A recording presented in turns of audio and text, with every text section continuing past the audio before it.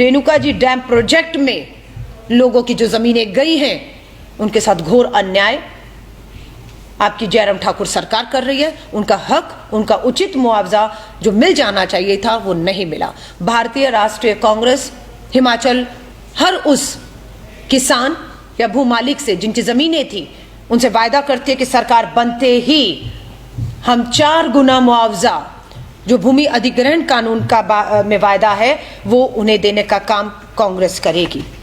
यहां तक भी ये भी समझ आता है कि प्रभावितों को कम मुआवजा देने के चक्कर में गिराए सर्कल रेट, यानी कि आप 4 गुना नहीं देना पड़े या 4 गुना दें उससे पहले आपने सर्कल रेट ही उसके गिरा दिए।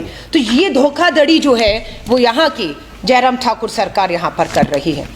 यहाँ से सिरमौर जिले में मैं बैठी हूँ, श्री सुखराम जी बिजली मंत्री हैं। इनके ऊपर गंभीर आरोप लगे हैं।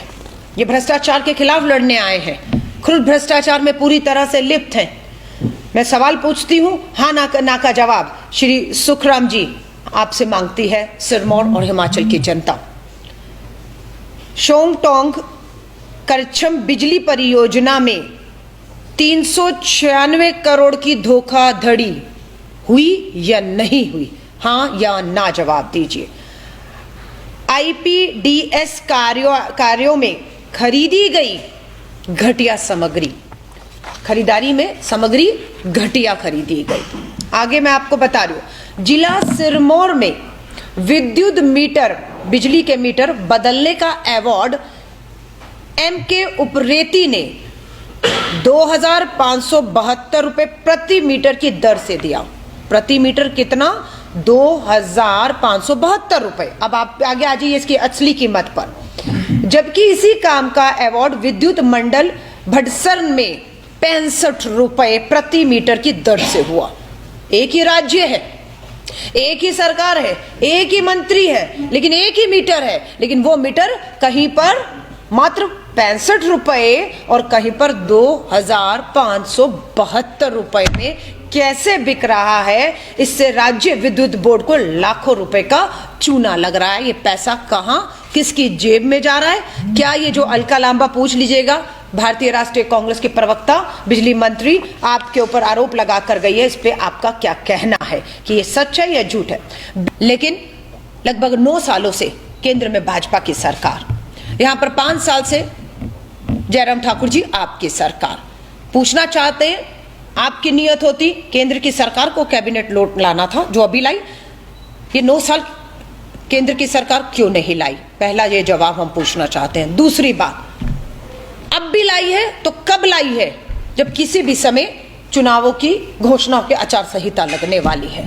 आपकी नियत होती तो आप जो संसद का सत्र गया है उस संसद सत्र में इसे लाते, संसद सत्र बुलाते, चर्चा करवाते और इसे कानून में तब्दील करके इसका लाभ जो है वो हाटी समुदाय के लोगों तक पहुंचाते।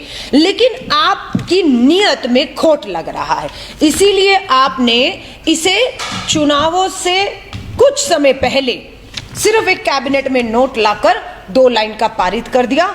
हम आपसे मांग करते हैं, अभी आचार संहिता नहीं लगी, लोकसभा का विशेष सत्र बुलाया जाए, तुरंत बुलाया जाए। चुनावों की घोषणा उससे पहले बुलाइए और इसे कानून में तब्दीली कर।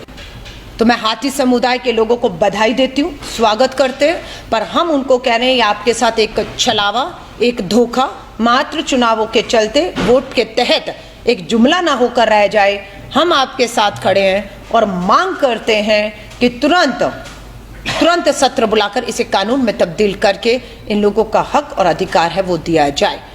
मुख्यमंत्री हैं, ये साबित हो चुका है। ये कैसे साबित हुआ है?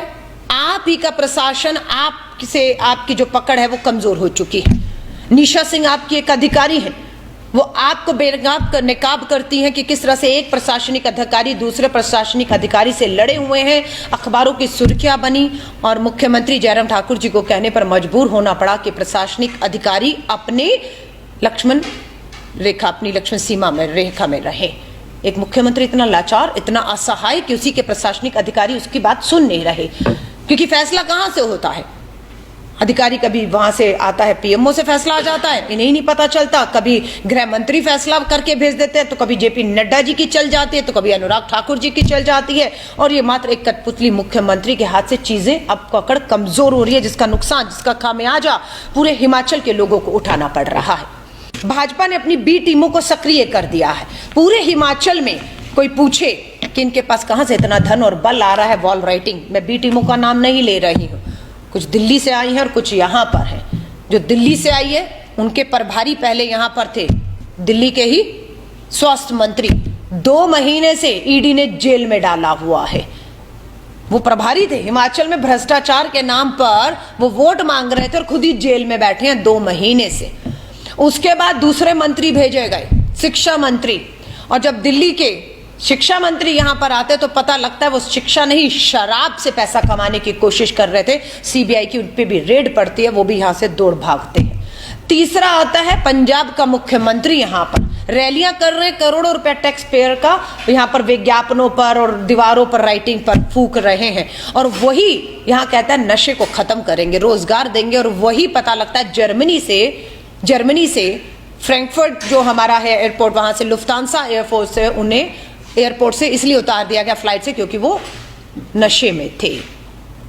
ऐसे लोग, ऐसी पार्टी यहां पर प्रचार करने आ रही, तो ये साफ पता है कि सिर्फ भाजपा के खिलाफ जो वोट पड़ेगा उसको भाजपा कोशिश कर रही है कैसे बांटा जाए और दोबारा सत्ता पे काबिज हुआ जाए। आपको चुनौती दे रही है, अपनी हार से बौखलाकर आप कांग्रेस के नेताओं को लगातार संपर्क कर रहे हैं, क्योंकि आपको पता है कि आपके विधायक, आपके मंत्री, आपके नेता इस चुनाव में हारने जा रहे हैं। इसलिए आप कांग्रेस के नेताओं को संपर्क कर रहे हैं। मैं चेतावनी दे रही हूं जयराम ठाकुर जी कि आप ये करना बंद कीजिए।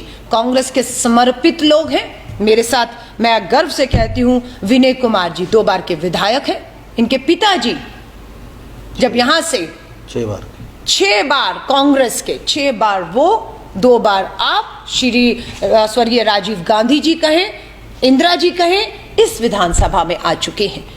मॉनसून के सुहाने मौसम में हिमाचल की पसंदीदा मारुति कारों पर आकर्षक ऑफर। चुनिए नई ब्रीजा, डिजायर, स्विफ्ट, ऑल्टो या फिर वैगनार। गोयल मोटर्स के जिला शिमला, सोलन, सिरमौर और किन्नौर के हर कोने में सेल्स और सर्विस का विशाल नेटवर्क। आपके घर द्वार पर सुविधाएं। मारुति सुजुकी की गाड़ियों की बुकिंग के लिए संपर्क करें 9317000172 पर।